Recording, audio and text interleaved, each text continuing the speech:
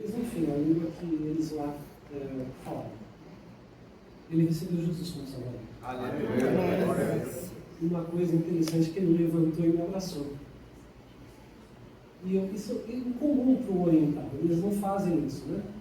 Depois desse dia fechou, e eu me lembro que em maio, a beneficência de 2020, a beneficência me chamou e falou assim: está morrendo mais gente de câncer do que de Covid. E é a verdade. Você volta? Eu falei assim: volta.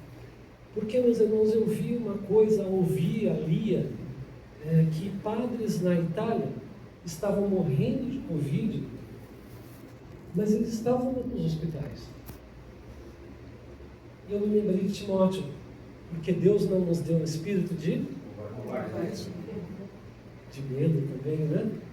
Mas um espírito de ousadia, fortaleza, paz, moderação com todos os homens. Então a gente voltou. Naquele dia que nós recomeçamos o trabalho, a gente fazia um trabalho pela janela, na aula da oncologia. Era mais ou menos né? E a gente então ia de janela em janela. Então a gente falava para as pessoas: você aceita uma oração? Daí as pessoas, elas iam permitindo. E uma das primeiras pessoas que eu encontrei foi a Sônia. Não sei o sobrenome. Sônia eu me lembro bem. Sônia estava muito revoltada. Ela estava terminando de câncer. E nós sempre começamos, eu acho que ele fez capelania conosco, me lembro, Salmo 23, até hoje. O Senhor é meu pastor e nada me faltará. E dali a gente desenrola o plano da salvação. E a Sônia então recebeu Jesus como Salvador. Toda semana a gente ia, e eu sempre ia ver a Sônia. E a Sônia cada vez mais magrinha, mas toda vez que ela me via, ela falava assim: Jesus é meu pastor, e nada me faltará. Isso é tão bonito quando o Evangelho ele entra na pessoa, a pessoa de fato recebe Jesus como Salvador. Eu diria que esse é o nosso galardão. Viu pessoas se convertendo, aquele chinês, a Sônia, mas teve um caso ainda mais forte, Michele Quaresma. Na noite anterior, que eu bati na janela dela, ela orava a Deus, ela estava desenganada pela medicina, um câncer na cabeça, não via familiares, e ela falou assim que o Senhor manda de madrugada, nem que seja um anjo para falar de Jesus para mim. Nós sabemos, né, que a palavra anjo no hebraico, no grego, é mensageiro. E eu bati e falei com ela: eu gostaria de orar com você, falei de Jesus para ela, e ela não morreu. Esses sinais seguirão aqueles que creem. No meu nome expulsarão os demônios, curarão os enfermos. Durante esse período que a gente passar aqui, eu vou contar um pouco disso também, com moradores em situação de rua, em que nós chegávamos para evangelizá-los, não só para dar comida e roupa, mas para tirá-los da rua. Já pensou vocês fazendo isso? Já pensou vocês recuperando pessoas? E ali muitas vezes a gente via algo terrível. Pessoas numa situação deplorável, mas possessas por demônios. Os demônios saíram em nome de Jesus. Onde Jesus chega, eles têm que ir embora. Michele Quaresma hoje ela trabalha como voluntária para pessoas que têm a remissão do câncer, né? Tem feito um bom trabalho. 2020 para cá, nenhum de nós pegou Covid. Quer dizer, se eu peguei, eu nem sei, né? Mas ninguém pegou Covid da equipe. Antes de da pandemia, a gente tinha uma equipe com quase 50 pessoas. Hoje a equipe está muito reduzida. Muitos não quiseram mais voltar para o hospital, não quiseram voltar para muitos trabalhos. Nós tínhamos trabalhos em 7 hospitais. Nós tínhamos na Santa Casa, que fechou as portas porque ia um grupo que se dizia cristão evangélico e pedia oferta nos enfermos. Perdemos o credenciamento. Tínhamos um trabalho com criança, um trabalho lúdico. A gente falava de Jesus para as crianças, mas ganhava os pais. Entrávamos na oncologia, eu e minha esposa, a gente entrava na oncologia infantil da Santa Casa e a gente via crianças sem possibilidade de cura, mas sorrindo. E a gente ali assistia as mães, e assim a gente ia fazendo trabalho. Em Santa Casa, Beneficência Portuguesa, Frei Galvão, perto do Carrefour. APAS, que é um hospital basicamente montado pelos militares. Eu fui capelão no APA também. São José, CREI e também Guilherme Álvaro. Fora os trabalhos em lares de senhoras e senhores. No lar que a gente trabalhou por vários anos lá. Mas ganhamos todas as internas e batizamos elas para a glória do Senhor. Também no hospital, em face à morte, uma pessoa, a Beneficência me chamou e falou assim: pastor, tem um homem que a médica dele disse que ele tem poucas horas de vida e ele quer ser batizado. Daí eu fui lá. Quando eu cheguei lá, era uma quinta-feira. Quando eu cheguei lá, ele falou assim: dá para vir amanhã? O homem tinha fé que não ia morrer. Eu falei assim: claro. Se ele tem fé, quem sou eu, né? Foi claro. Eu quero que a minha esposa venha também. Daí o pessoal da Beneficência, assistência social, ficou assim: mas ele vai morrer. Eu falei assim: calma, não seja incrédulo, né? Ele falou para vir amanhã, vamos crer na fé dele. No dia seguinte ele estava vivo, eu cheguei lá, nós batizamos ele em nome do Pai, do Filho e do Espírito Santo. Amém. Ganhamos a esposa dele e o colega de quarto. E sabe o que aconteceu com aquele homem que estava terminal? Não morreu. Eu sempre recebo pedido para ir em vários hospitais. E uma das pessoas que trabalhavam conosco nessa época pediu para que eu fosse no hospital, porque tinha também uma jovem senhora, mãe de 2 adolescentes, viciada em crack, que foi resgatada pelo SAMU, porque eles usam o crack às vezes 8, 10 dias. Daí o corpo não reage mais. O braço não levanta, a pálpebra cai. E ela tinha diabetes, não pode ficar tanto tempo sem comer. E ela também estava terminal. Ela tinha uma história. Ela tinha ido para uma casa de recuperação, a família, depois que ela voltou, debochava dela, chamava de fanática, e ela foi desencorajando e voltou para a Carcolândia. E naquelas condições ela foi resgatada, estava no CETAP. CETAP é um isolamento de hospital. Eu não sei quem trabalha na área de saúde, tem a UTI e dentro da UTI tem um isolamento.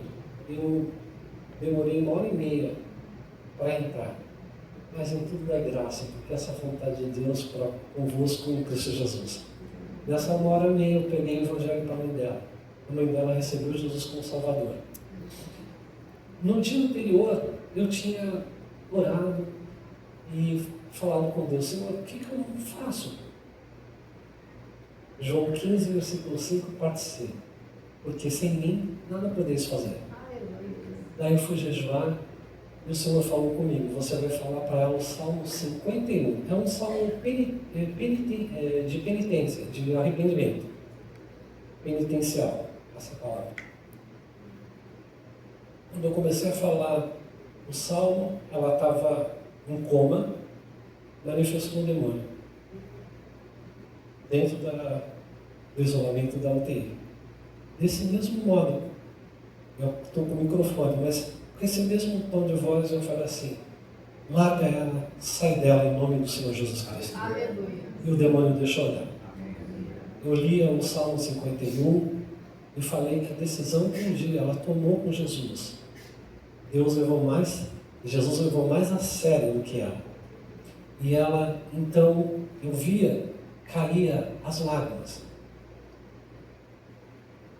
E a notícia que eu recebi, que ela estava terminal, ela não morreu. Ela e a mãe dela são parte de uma igreja, não vou falar o nome, evangélica. Louvado seja Deus. Esse é o Deus que crê. Pessoas da UTI, entubada, com as máquinas ligadas, fazendo hemodiálise, a gente prega o evangelho para elas. Mesmo elas desacordadas. E os médicos falam assim, a pessoa, ela não é mais senhora de si. E a pessoa levantar na nossa frente, máquina disparar, as enfermeiras virem e a pessoa ter alta. Isso aconteceu por algumas vezes. Louvado seja Deus. Aleluia. Agora, meus irmãos, quando a gente se propõe a fazer um trabalho como esse, a gente tem que ter algumas coisas em mente. Primeiro, que a gente tem que ser um crente fiel a Jesus. Um capelão, uma pessoa que dedica a sua vida ao trabalho do Senhor, é uma pessoa de oração. O nosso trabalho é oração. E nós só somos mensageiros. Quem convence do pecado, da justiça e do juízo é o Espírito Santo. Quem faz a obra é o Senhor Jesus.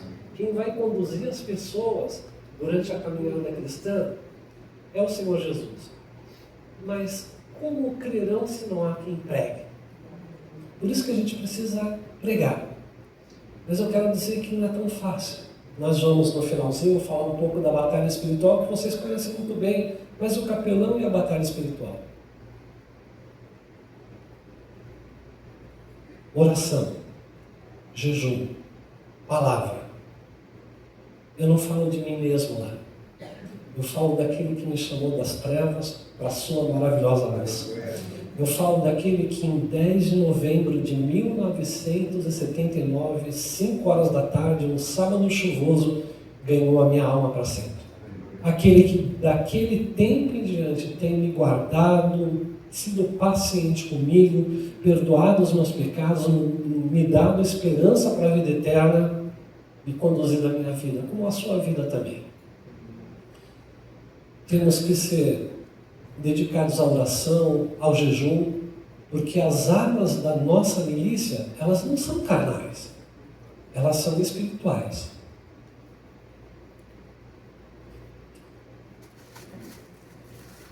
E a gente também precisa entender que em todos os lugares que a gente for, a gente vai ter que fazer, a Bíblia já diz isso, fazer tudo com ordem e decência e observar a legislação atual. No hospital a gente não pode bater foto do enfermo, nem tampouco na rua, no morador em situação de rua, nem no orfanato do órfão. A lei os protege, existem leis específicas para a proteção da imagem. E se você fizer, você pode...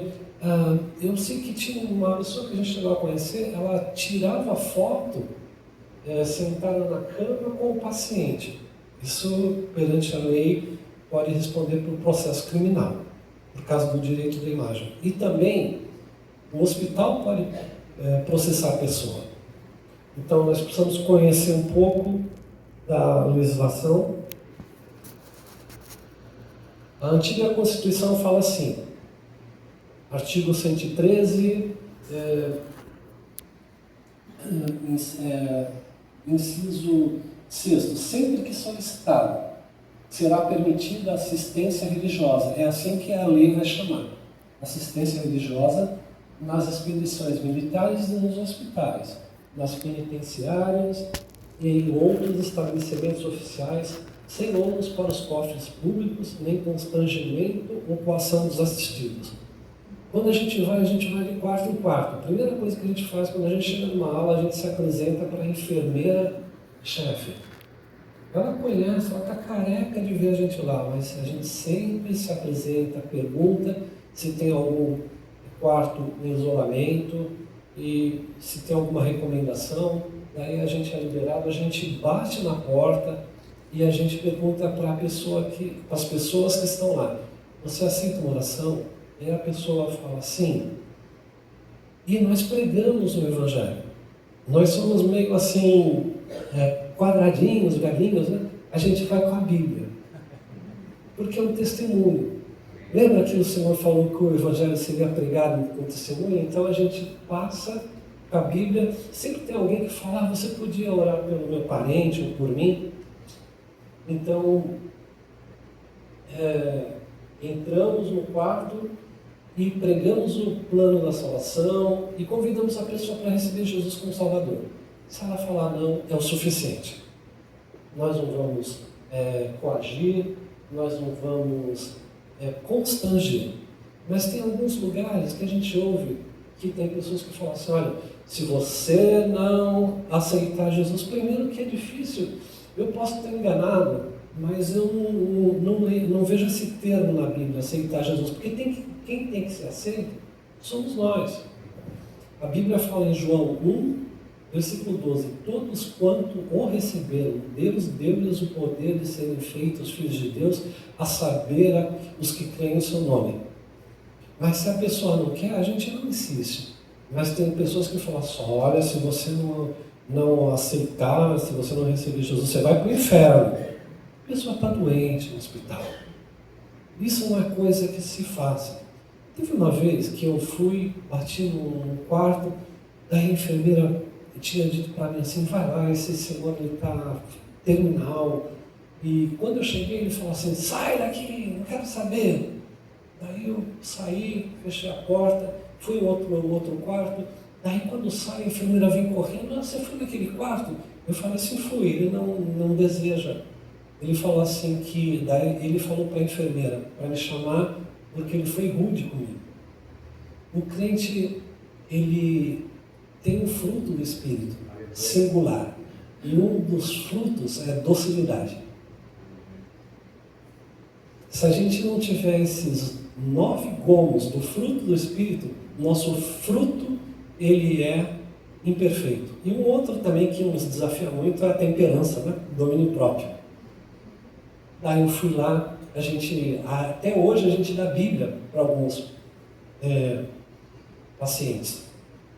E aquele homem ouviu sobre Jesus, ele em lágrimas recebeu Jesus, e dias depois ele partiu para a eternidade. Quanto que vale uma alma? Quanto que vale a alma daquele parente, talvez filho, ou filha, ou esposo, ou esposa que está perdido? Vale o seu jejum, a sua oração, a sua docilidade, a sua temperança? Então, sem coação e constrangimento. Não é por força nem por violência de Zacarias, né?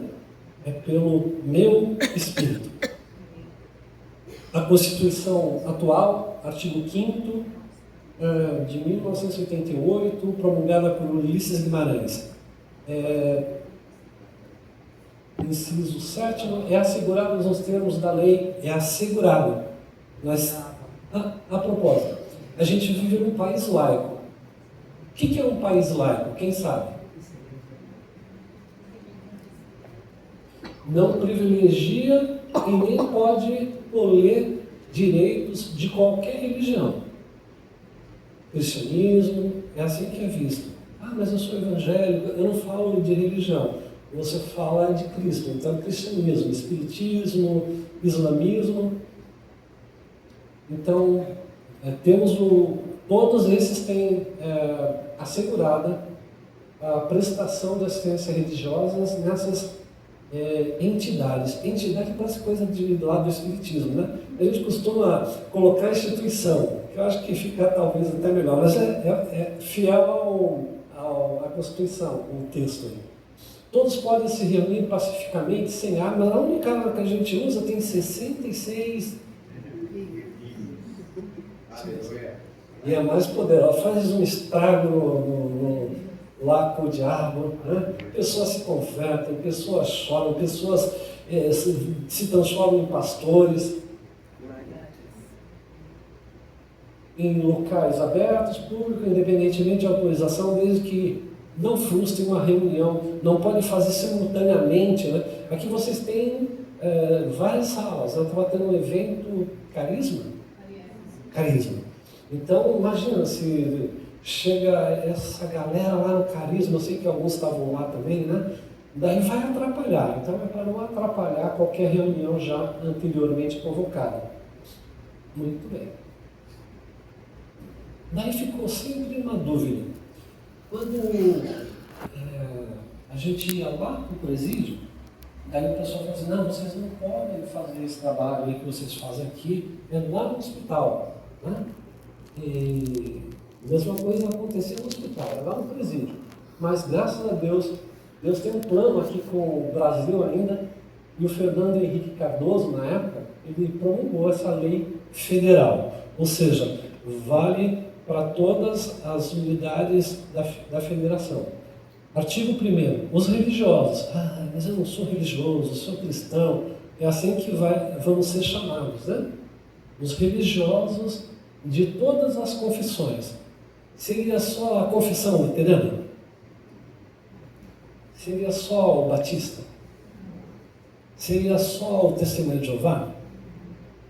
Existe capelania espírita, vocês sabiam? Existem hospitais espíritas.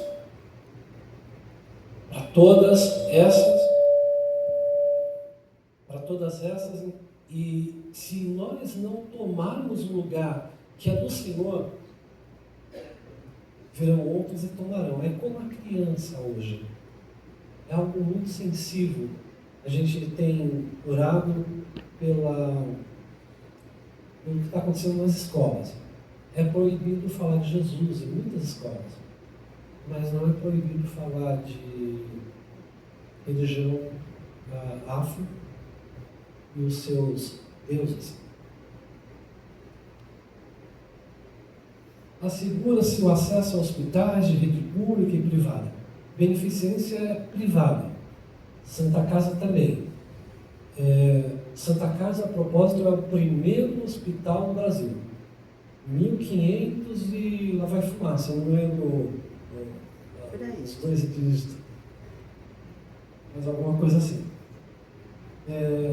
Bem como os estabelecimentos prisionais, civis ou militares, para dar atendimento religioso aos internos, desde que em comum acordo com estes. Então, você aceita uma oração?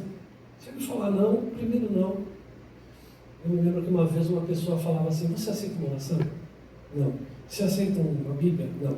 Você aceita um folheto? Não. Você aceita que eu leia a Bíblia? O primeiro não. Por causa da coação, do constrangimento. E a pessoa está enferma, né? Contrário disso já no presídio.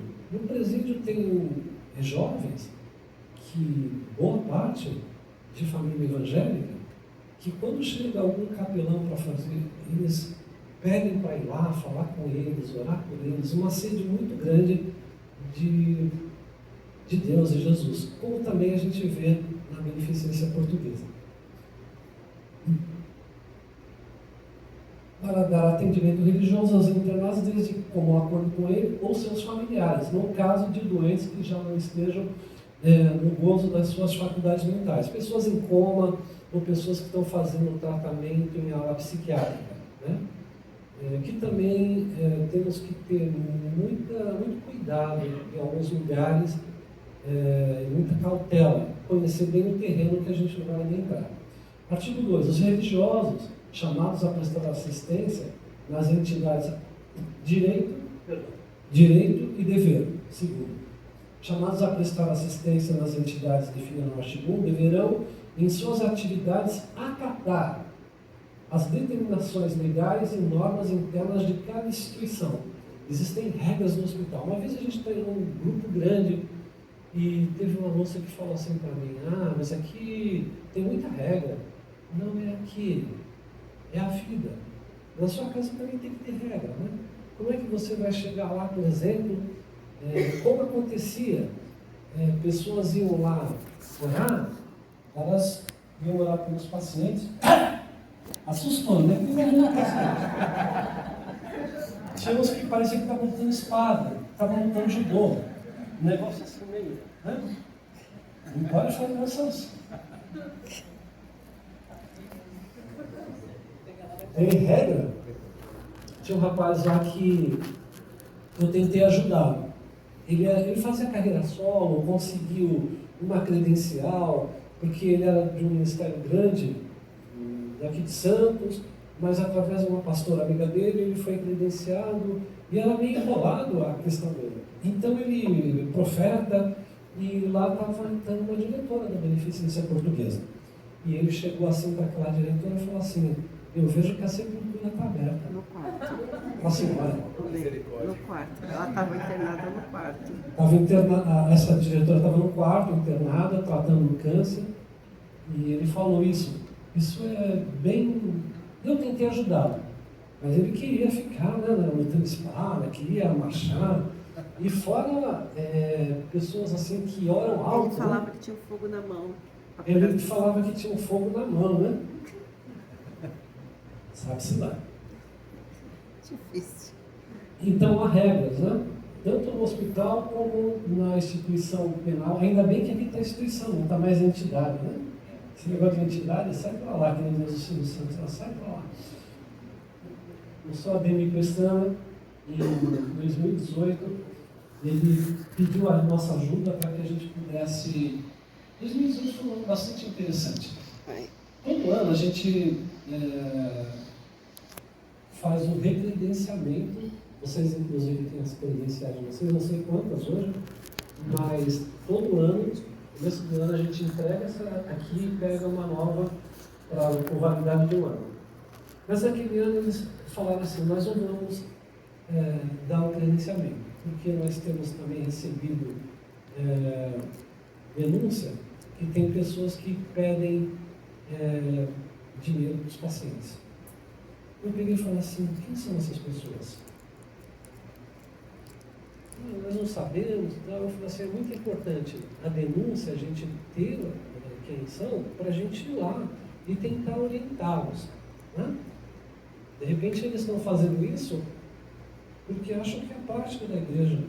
E em todos os lugares eles podem fazer isso. Segundo ponto é estabelecer regras. Credencial tem as regras do hospital, que a gente vai ver aqui também. Mas a gente não vai credenciar, daí eu coloquei o pessoal do grupo, na época, quase 50 pessoas, para jejuar e orar.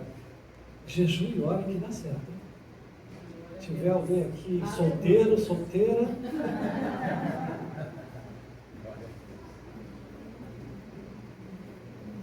À tarde eles me chamaram de novo, falaram assim: dá para você voltar aqui? Voltei no dia seguinte.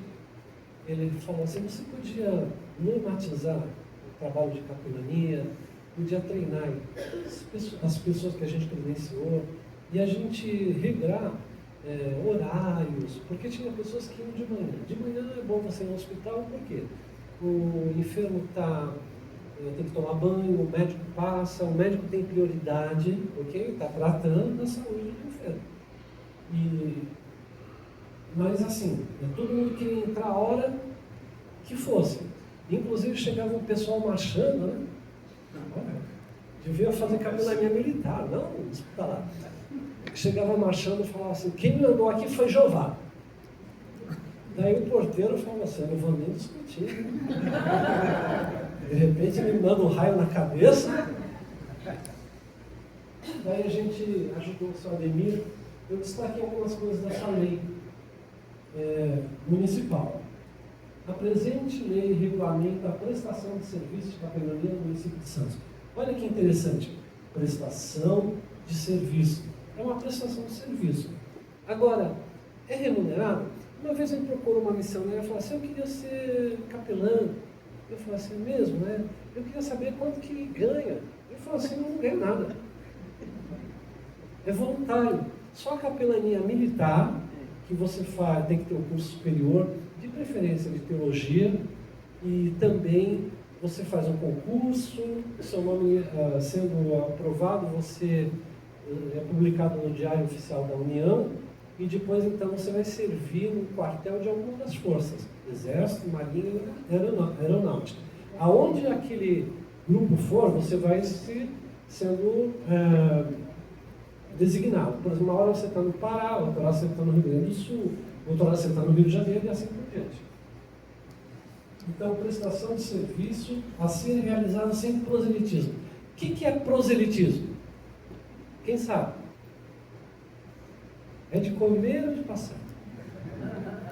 Proselitismo é quando alguém vai numa dessas instituições, entidades, para angariar para a sua igreja. No hospital, nós não temos tempo, muitas vezes. Já teve experiência do nosso grupo que eles iam entrar no corpo, aquele paciente entrou em óbito. Então, nós não temos tempo o suficiente para falar assim, não, você vai lá na minha igreja. Uma vez eu estava acompanhando um grande amigo da MEAP. Ele foi missionário da MEAP, ele entrou em coma, e eu ia todos os dias orar com ele e com a esposa, e orar por ele lá que estava em coma. Mas eu ficava naquele hospital e via algumas pessoas bem intencionadas, mas precisavam de treinamento. Elas chegavam assim para mim, nem me conhecia, né? Falavam assim, clama a mim, que eu te responderei coisas grandes e firmes que não sabe. Imagina se você não conhece a Bíblia. A pessoa fala assim, clama a ti? Eu tenho que clamar a ti? É que uma vez que saiu um grupo de jovens bem intencionados, saiu pregando, e cuspindo fogo, e sai Satanás e tal. Daí encontraram um morador em situação de rua e falaram, você aí. Ele falou, vem cá. Você está amarrado. Sai dele. Daí ele punha assim a mão na boca, como é que eu saio de mim? Assim são coisas, palavreados do nosso meio que as pessoas não entendem direito, né? E por isso que a gente tem que ser cauteloso. Proselitismo é algo sério, porque tem denominação, sei que a gente pode chamar, leva jornalzinho. E através do jornalzinho vinha aquele pedido, se você quiser, você pode colaborar conosco, porque isso aqui custou X, etc. Daí tem a aparência do mal, né? E tudo isso. Artigo 2. O serviço de capelania somente poderá ser prestado por capelão devidamente qualificado e certificado. Nós vamos dar certificado, mas não agora,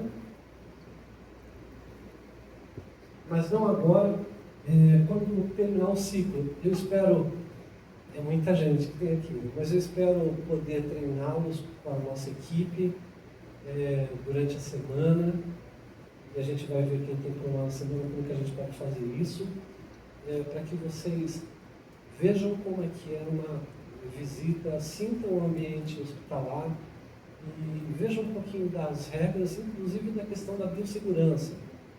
Usar máscara. Está com o logo da BNE aqui para fazer propaganda, não, é só para vocês verem, mas a gente não usa descartável, porque a gente entra na oncologia. O paciente oncológico, principalmente leucemia, ele está com a imunidade muito baixa. Digamos que você tenha um vírus de gripe incubado, você vai passar para mim, para ela. Então a gente tem que ser bastante cauteloso com o jaleco, usar jaleco, enfim. Vamos falar um pouco mais disso adiante. Então tem que estar qualificado.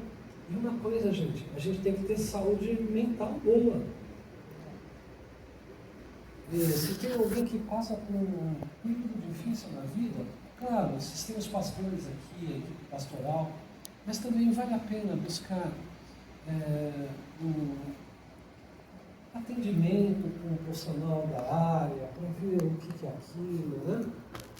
Às vezes vão umas pessoas lá que fazem curso, eles têm alguns problemas, né? E isso pode piorar ainda. Por quê? Porque já entramos para pregar o Evangelho, eu e minha esposa, o paciente exaluno ao cheiro. Teve uma das nossas irmãs lá, a paciente com câncer, sofrendo dores terríveis, pegou no braço dela, pede para Jesus tirar essa dor, ela não aguenta essa dor. Será que você tem capacidade emocional para aguentar isso? Sofrimento das pessoas? Né? Às vezes tem pessoas que xingam também, né? Uma vez eu me lembro que uma pessoa falou assim para mim, quem é você? Parecia o Tiririca, né? Quem é você, Abistão? Eu falei assim, eu sou João. Você é crente? Ele já fala assim com os dentinhos mostrando, você é crente? Eu falei assim, sou. É pastor? Eu falei assim, sou. Você é um ladrão, safado, sem vergonha. Ele nem me conhecia, mas eu não discuto, eu abaixo a cabeça, né? Pergunto se o outro pode aceitar a oração. Docilidade, né? Temperança. Então, isso demanda estar preparado, qualificado. Artigo 3. Para garantir o acesso seguro aos estabelecimentos e instituições, usar o crachá. Aqui está o nosso crachá. Lá na beneficência a gente chegou a seguir, por causa do custo. Imagina quantos grupos já foram lá, e grupos que muitas vezes faziam credenciamento, pastor, não iam fazer o trabalho. Isso tem o trabalho do funcionário, o material envolvido e tudo mais. Então a gente tem, a liderança tem um crachá com a foto e, por exemplo, digamos que vocês tenham 20 pessoas que se habilitem para a capelania hospitalar, mas não toda semana, ou o dia que está designado para a Lagoinha, você está disponível. Então, se tiver o seu nome, e você, por exemplo, eu tenho que ter em todo o trabalho da beneficência portuguesa, então, eu, minha esposa, mas aquele crachá sem nome, ok? Meio que genérico, já é cedido para uma outra pessoa, e assim a gente flexibiliza a ação da capelania lá. Mas tem que ter um crachá. E o crachá é bom porque quando você entra com o crachá, na psicologia do enfermo, quando o enfermo fica muito tempo no hospital, tem um hospital de longa permanência em Santos, que precisa de trabalho de capelania. Exatamente. Precisa de alguém que chegue lá, normatize o serviço, faça isso. E se alguém de vocês, aí, a liderança, eu posso até ajudar no processo, ok? Ah, ótimo. Ótimo.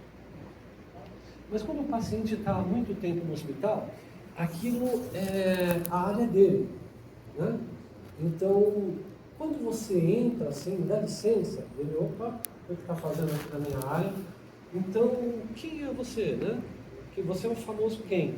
Tendo um crachá, já ajuda bastante. Por quê? Porque é parte da equipe multidisciplinar do hospital, a capelania.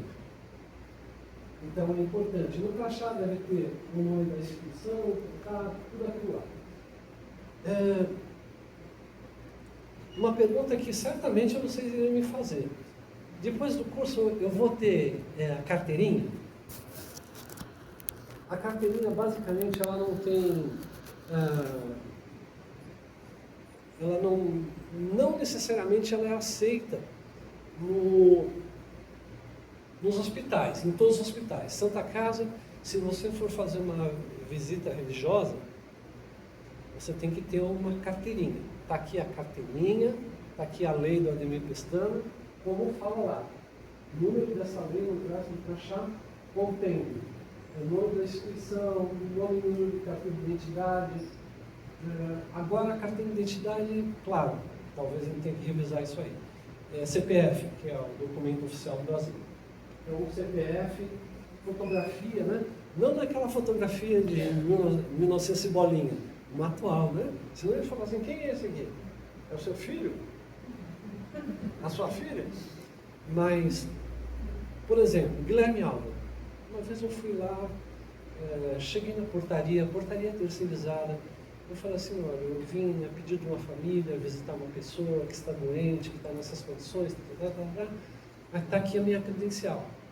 Daí o porteiro lá, o colaborador, pegou minha carteira e falou assim, essa aqui não vale nada, cadê o RG? Daí eu peguei o RG e, por favor, atualizem para a nova carteira de identificação nacional, logo aquele antigo RG não vai valer nada, quem não fez ainda é gratuito. Lula deve gostar, porque eu estou fazendo a propaganda aqui do governo. Então tem que ter uma credencial. Se você chegar em outros hospitais, eles podem falar assim, que bom que você... Então você pode entrar, mas sempre você vai ter que apresentar a nova carteira de identificação nacional, né? Assim, e eles vão liberar o acesso. Mas não pode fazer tudo o que quiser fazer lá, tem regras. Distribuição de material, isso é um grande problema com o controle de infecção hospitalar, comitê de controle de infecção hospitalar. Por quê? Porque tem pessoas que levam bíblias, mas aquelas bíblias que tomaram chuva, emboloraram, não podem estar no hospital. Literatura, né? Então é sujeito a os responsáveis autorizarem ou não. Muito bem. Aqui nós temos uma foto que está lá só o Emílio, olha lá no meio. O Emílio parece assim, que nem aquele que fala, né? Entre as mulheres, medida fruto. Olha lá, no meio, aqui essa senhora loura é a Paula, a coordenadora da humanização do hospital. Esse foi o primeiro curso de capelania feita pela Benê, depois que a gente reuniu aquele pessoal todo lá, né? Alguns marchavam, outros davam espada, outros davam rabo de arraia. Daí a gente reuniu para falar assim, chega, nada mais de rabo de arraia aqui, vamos fazer a coisa séria. E foi uma bênção, o hospital investiu. Então aqui estão, a primeira Bíblia diz, né? Todas as coisas são lícitas, mas nem tudo convém. Nem tudo convém, né, irmão? Imagina, vem uma pessoa para o culto, de camiseta, calção de banho, assim, a praia é mais para lá, você tem que ir, né? Vai falar que não. Tem regra. Então, as regras de conduta para visitar os doentes, enfermos, pacientes. Não convém, e é proibido, roupas impróprias, né? Tem uma roupa que antigamente eu usava muito, eu vejo que aqui, graças a Deus, não tem. É aquela roupa tomare que me acha. É difícil.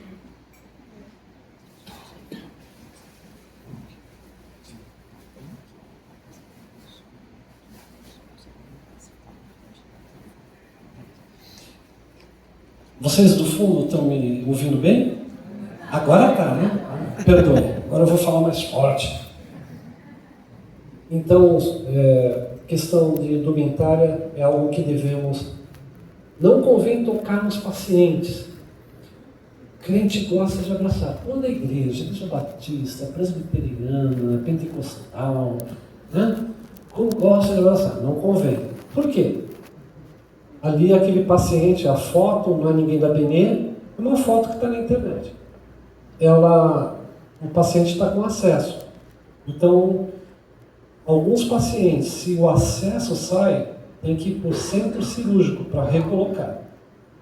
E é um sofrimento muito grande. Eu mesmo fiz uma operação há 2 meses atrás, em que já não tinha mais veia para coletar sangue, fiz uma operação, tirei a vesícula, e é difícil. Então, não convém tocar nos pacientes, aquele negócio de colocar a mão assim na cabeça, sai alegre, vai inçar. Não, nada disso. E a gente, daí me pergunta assim, e se o paciente der a mão para mim? Lógico que você não vai ser indelicado, você dá a mão também. Né? Depois, lava a mão, usa o álcool em spray que tem lá nos corredores do hospital, para que você mesmo fique protegido. Estudos dizem que você leva, eu e você, né, a mão ao rosto 3.000 vezes ao dia. O risco de ser contaminado é muito grande.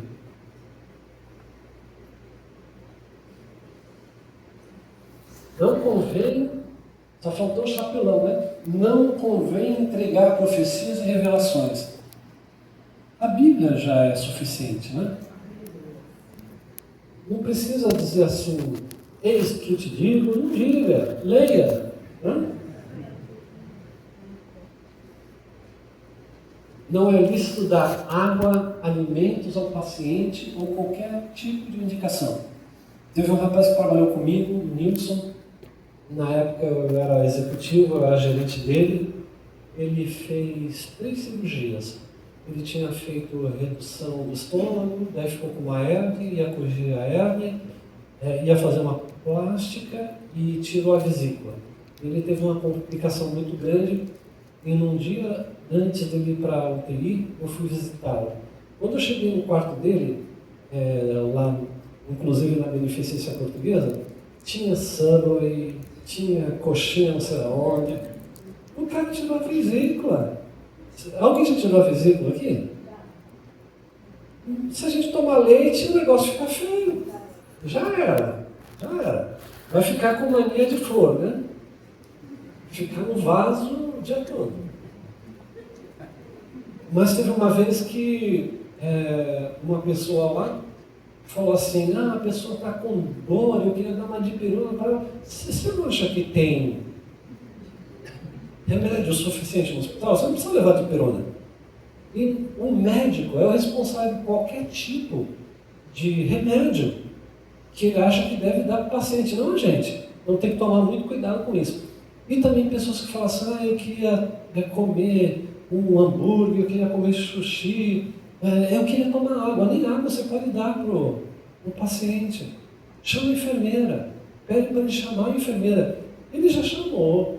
A enfermeira falou que não vai comer hambúrguer aqui, tampouco vai beber água. Ordens médicas, né? Mas ele vai apelar. E o nosso trabalho não é nutrição, mas sim assistência espiritual. Não convém orar em voz alta, né? É um problema. Acreditem, tem pessoas que chegam lá e contam isso nas igrejas como um testemunho e diz que chegou lá no determinado hospital e falou, sai! Imagina o pessoal ouvindo isso, vai ficar tudo. Primeiro que o hospital é um lugar de silêncio. E outra, está todo mundo pensando em ir para casa, não ir para Satanás, né? Crentez. Tinha um rapaz bem magrinho no hospital. Aqui ainda bem que o pessoal aqui, né, pastor, é tudo... Mas ele era bem magrinho. Daí chegou lá, a pessoa falou assim, e aí, varão, tá na bênção? Ele ficou bravo. Ele falou, nem aqui eu tenho sossego. O apelido dele era varão, porque era magro.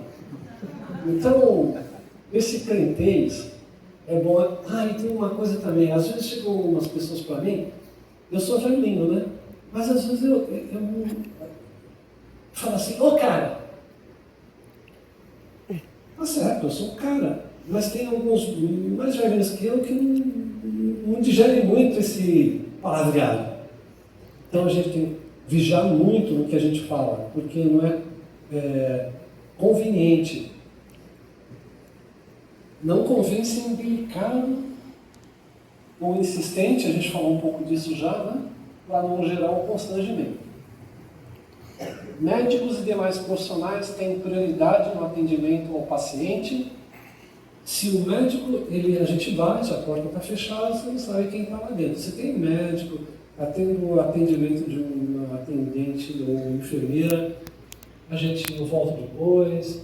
Às vezes a gente está dentro do quarto, chega, por exemplo, o médico e pergunta, o senhor quer que eu pare?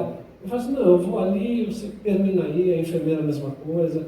Então é sempre respeito e priorizar o profissional da saúde para dar atendimento ao paciente. Devemos seguir as regras com relação ao horário de visita, lavar as mãos, e inclusive algo muito importante também é sapatos, né? Tem assim uma doença que dá nas unhas, aí fica uma unha assim grande, né? Vai quase que até o céu, aquela unha. Não pode ir com aquele dedão assim de fora, não. Tem que ser sapatinho fechado, né? Também não pode ir gripado, resfriado, com febre, dor de garganta, essas coisas. Às vezes vão uns irmãos assim que não são muito obedientes, aí chegam lá espirrando. Eu falo assim, lamentavelmente você vai ter que voltar para casa. Primeiro para te proteger, a imunidade já está lutando contra um vírus, um processo viral. E vai trazer problema para você e para as pessoas que vão te ouvir. E também não se utilizar de práticas e ações não recomendadas, tipo uma oferta para o ministério. Eu sei que vocês não fazem isso, mas a gente já sabe que até hoje na Santa Casa baniram todo mundo, mas tem um grupo que voltou para lá por influência política e continua fazendo isso e não pararam de fazer isso. Denigrem o trabalho sério de quem quer alcançar o doente para que ele tenha um encontro com Jesus. Se porventura ele não for para casa, ele vai para o céu. Mas já teve pessoas que chegaram para a gente e falaram assim: escuta, eu queria dar uma ajuda para vocês. Na última trabalho de capelania eu fui. O paciente falou isso para a gente. O paciente falou isso para a gente. Queria dar uma ajuda. O paciente queria dar ajuda, perdoe. Teve um chinês que eu fui falar com ele também, um moço novo, ele falou assim para mim: eu não tenho dinheiro para te dar. Eu falei assim: não é dinheiro. É por você.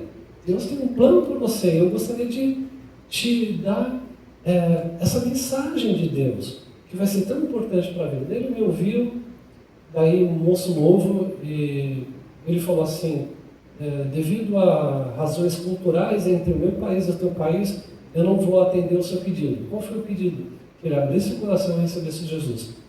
Mas eu plantei a semente. Talvez um outro venha e colha mais tarde. Como aquele paciente que não quis ouvir o Evangelho, questões em minutos, ele voltou atrás, ouviu o Evangelho, recebeu Jesus, se emocionou bastante, nós demos uma Bíblia para ele e em algumas horas ele partiu para a eternidade. Então a gente tem que andar debaixo de liderança. Eu sei que a Igreja Batista Nova Lagoinha, pela história dela, ela anda debaixo da liderança. Isso é muito importante, a obediência. Todos nós devemos dar conta para alguém. Ninguém é independente e é muito importante saber caminhar com obediência. Ore pelo enfermo, pelo visitante, pelo parente, e não acrescente mais nada. Nada de profecia. O pessoal chama de profetada. Na verdade, devia ser isso. Profetada, revelamento e visagem.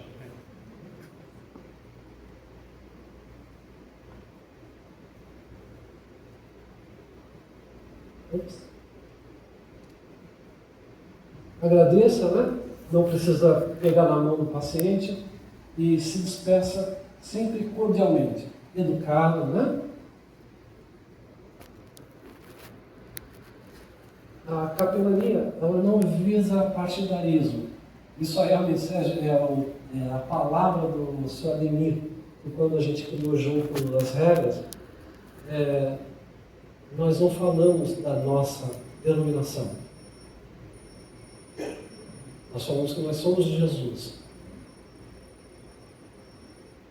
E você vai encontrar testemunha de Jeová, você vai encontrar espírita, você vai encontrar muitas religiões, mas a gente fala, nós viemos aqui falar de Jesus. Trabalhar sempre de 2 em 2. Não existe carreira solo. É importante. A Bíblia fala, né? Em vários textos. Lá, e João chamando de 2 em 2, aqui João Batista. E os seus discípulos enviou-os a Jesus dizendo: tu és aquele que havia de vir ou esperamos um outro? É uma questão, inclusive, até da lei mosaica, a testemunha, né? 2 em 2. É melhor ser em 2. Eu estou sempre com a minha esposa. A gente vai fazer, no ano que vem, 40 anos de casado. A gente já comeu muito sal junto. Muito. Já se perdoamos bastante. E graças a Deus, eu estava falando para minha filha que está na Espanha, eu falei assim: o legado que eu quero deixar para vocês duas é que vale a pena amar, vale a pena respeitar, vale a pena perdoar, até que a morte os separe. Aleluia. Então, Eclesiastes, né? Fala que é bom ser dois, porque se um cair, o outro levanta. Então, como é que a gente faz? De dois em dois, enquanto que um está lendo a Bíblia, ou falando, ou orando, o outro está intercedendo. Mas não é aquela intercessão que a pessoa fica assim,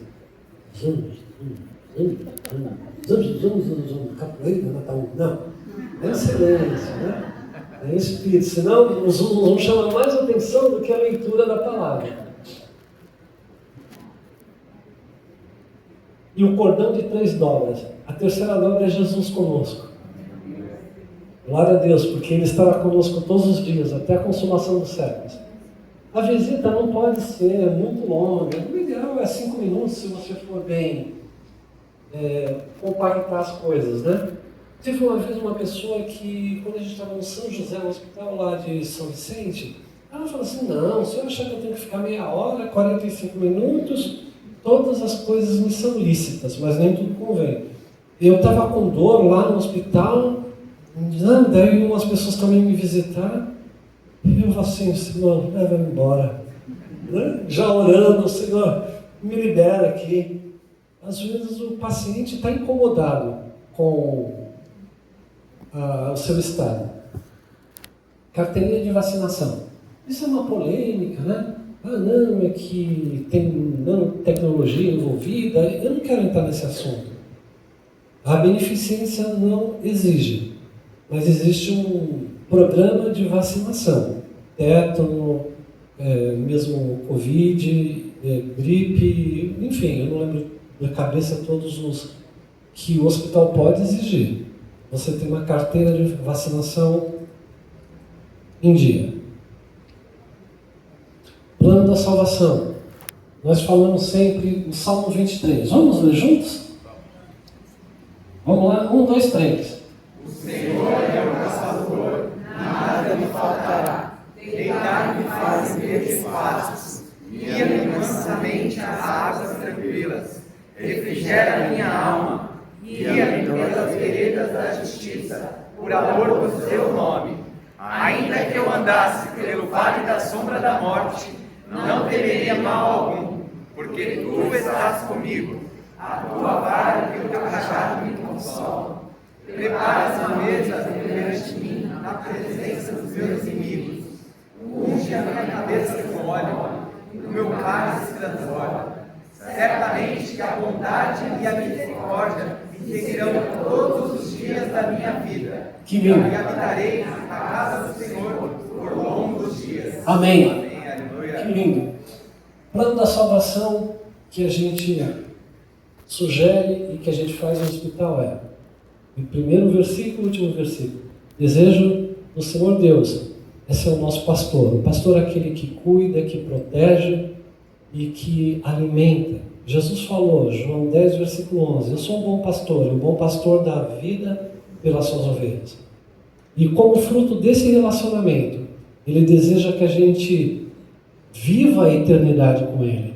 E habitarei na casa do Senhor por longos dias, por causa da bondade e da misericórdia que nos seguirão nesse relacionamento.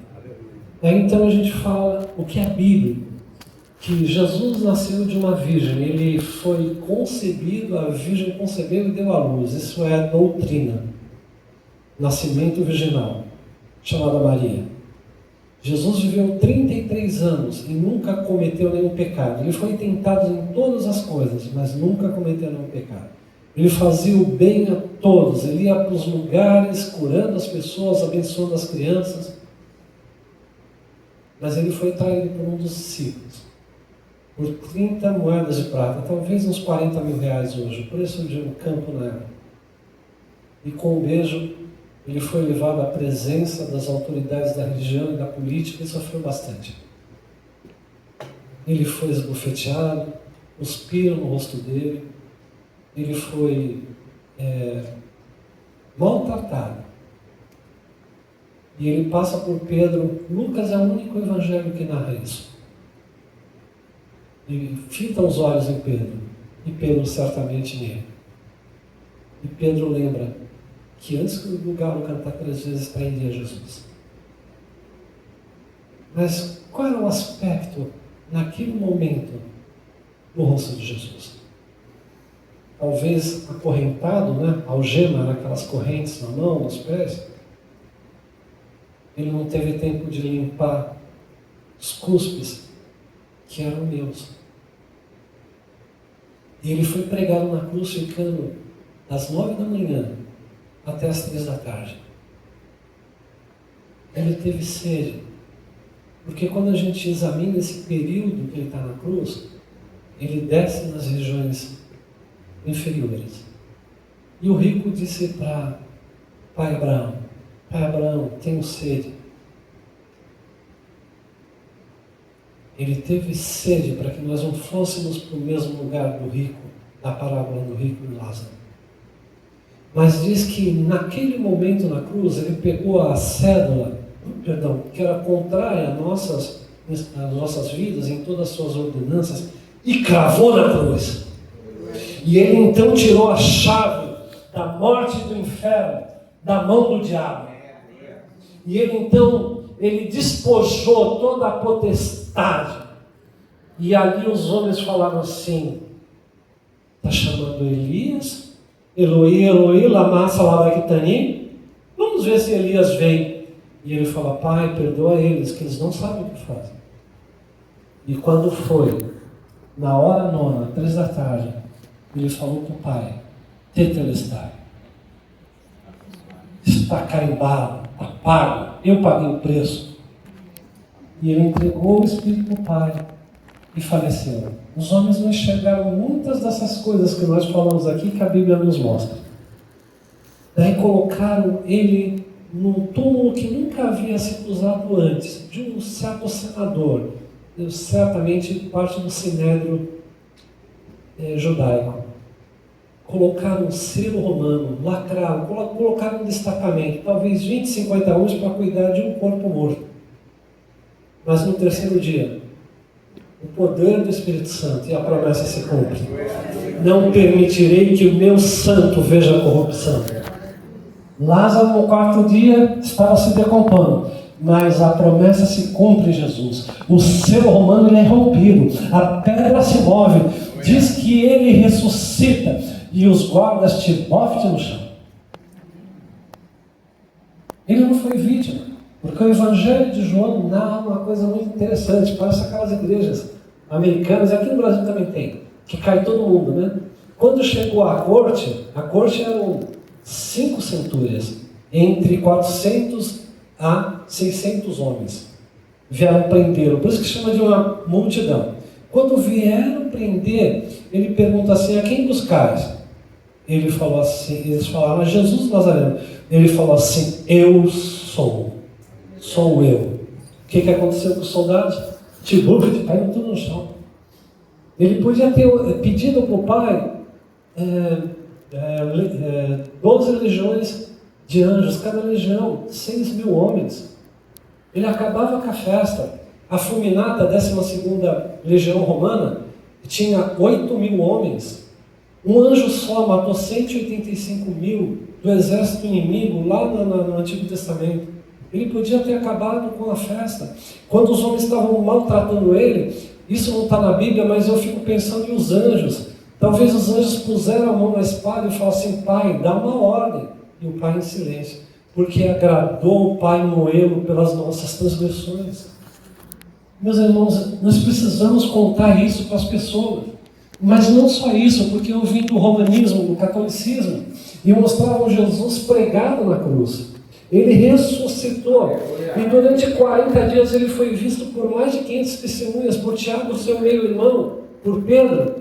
E ele então foi ao céu e voltará, não mais da barriga de uma mulher, mas ele voltará e terá uma faixa dizendo: Rei dos Reis, Senhor dos Senhores. Ele não virá mais como advogado junto ao Pai, ele virá como um justo juiz. E diz Apocalipse que os livros serão abertos e nós seremos julgados pelo aquilo que estiver escrito no livro. E por fim, todos nós estaremos condenados por causa dos nossos pensamentos que não temos controle. Vai se abrir o último livro, o livro da vida do Cordeiro. E aquele cujo nome não estiver escrito será lançado no lago que arde enxofre e fogo. Mas ao contrário também, como diz Hernandes Dias Lopes, né? Aquele que tiver escrito, como é o nome da irmã? Sheila Karina? Sheila Karina Oliveira Carvalho, entra no gozo do teu Senhor. Glória a Deus. Tem pessoas que têm 1 minuto lá no hospital para ouvir essa palavra, lá no presídio, pode ter uma rebelião a qualquer hora, pode ter massacre como houve no Nordeste. Nós precisamos sair do nosso comodismo e entregar nossa vida a Deus, colocar a nossa energia naquilo que é verdadeiro, naquilo que é eterno, pregar o santo evangelho da graça do nosso Senhor e Salvador Jesus Cristo. Glória a Deus. Glória a Deus.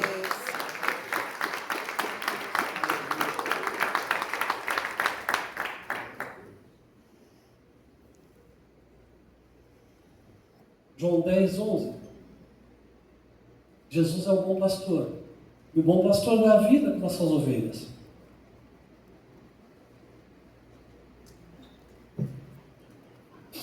O plano da salvação. Citar que todos que receberam, Deus deu-nos o poder de serem feitos filhos de Deus. E a gente faz uma oração simples com eles. Senhor Jesus, agradeço por ter morrido por meus pecados.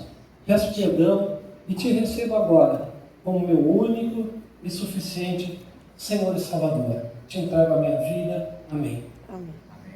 Eu espero que todos nesse recinto já tenham feito isso.